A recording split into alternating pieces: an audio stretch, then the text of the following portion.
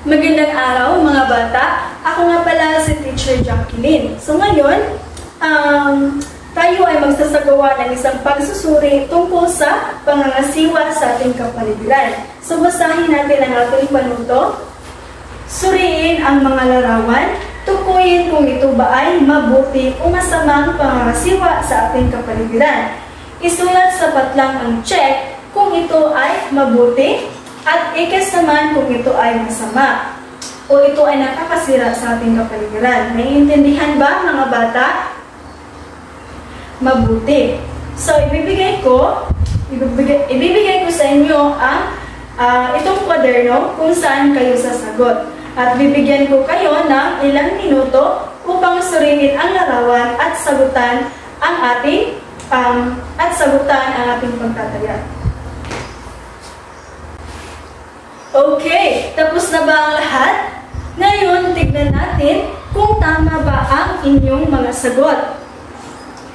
So, magsisimula tayo sa unang bilang. Ano ang inyong nakikita sa unang bilang? Ano ang inyong nakikita sa larawan? Okay, ito ay ang pagtatanim ng puno. Mga bata, ito ba ay mabuti o masama sa kapaligiran? Tama, ito ay nakakabuti sa ating kapaligiran. So, ano ang dapat natin ilagay sa ating patlang? Very good. Ang ating ilalagay sa patlang ay check. Sa ikalawang bilang, ano ang inyong nakikita sa larawan? Ito ay ang pagtatapon ng basura sa tamang lalagyan. So, ito ba ay mabuti o masama? Tama, ito ay nakakabuti sa ating kapaligiran. So, ano ang dapat natin ilagay sa ating patlang?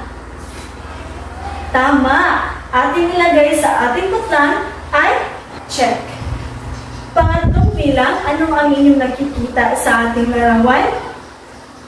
Ito ay ang pagpuputol ng mga kahoy. So, ang pagpuputol ng mga kahoy, mga bata, ay isang masamang gawain sa ating kapaligiran. So, ano ang dapat natin ilagay sa ating patlang? Tama, ang ating ilagay ay ikes. Sa ikaapat na bilang, ano ang inyong nakikita mga bata? Okay, ito ay ang paglilinis sa tabing dagat. So, ito ay isang mabuting gawain. So, ano ang ating ilagay sa ating patlang? Tama, ang ating ilagay ay check. Sa ikalimang bilang o ang huling bilang, ano ang iyong nakikita mga bata? Okay, ito ay ang pagtatapon ng basura sa ilog. So, mga bata, ito ba ay mabuti o nakakasama sa ating kapaligiran? Tama, ito ay nakakasama sa ating kapaligiran. So, ano ang ating ilagay sa ating patlang? Ating ilagay ay ikes. Okay, mahusay mga bata. Ngayon naman, mayroon akong inihandang takdang aralin para sa inyo. Sabay nating babasahin ang panuto. Gumuhit ng isang larawan na nagpapakita ng mabuti at masamang gawain sa kalikasan. Iguhit ito sa inyong kwaderno. So, ang inyong gagawin ay hatiin ninyo ang inyong kwaderno sa dalawang bahagi. So, sa kaliwang bahagi, gumuhit ng mabuting pangangasiwa sa ating kapaligiran. At sa kanang bahagi naman, iguhit ang di mabuting o di matalinong pangangasiwa sa kapaligiran. So, halimbawa ng matalinong pangangasiwa sa kapaligiran ay ano? Very good. Pagtatapon ng basura sa tamang lalagyan. Pagtatanim ng mga puno, paggamit ng renewable energy at recycling. So, halimbawa naman sa di matalinong pangangasiwa sa kalikasan ay ang pagpuputol ng kahoy. Pagtatapon ng mga basura sa ilog at paggamit ng mga produkto na nakakasira sa ating kalikasan. Pagkatapos nito mga bata ay kulayan ang inyong mga ginuhit upang maging mas malinaw at mas kaaya-aya tignan.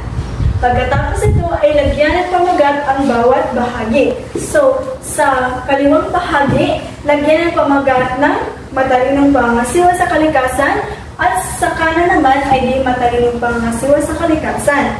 Naintindihan ba mga bata? Mabuti.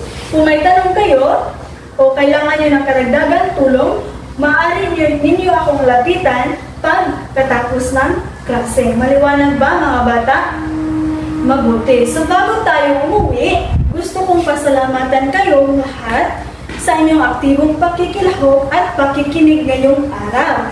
Mahusay ang inyong pag-aaral at sana ay ipagpatuloy ninyo ang ganitong kasipagan. So ngayon, tumayo ang lahat at tayo ay manalangin. Sa ngalan ng Ama, ng Anak, ng Espiritu Santo. Amen. Sa ngalan ng Ama, ng Anak, ng Espiritu Santo. Amen. Ngayon, maaari na kayong magsimula sa pagliligpit ng inyong mga gamit. Mag-ingat kayo sa pag-uwi at magkita-kita tayo muli sa susunod na klase. Maraming salamat at magandang araw sa inyong lahat.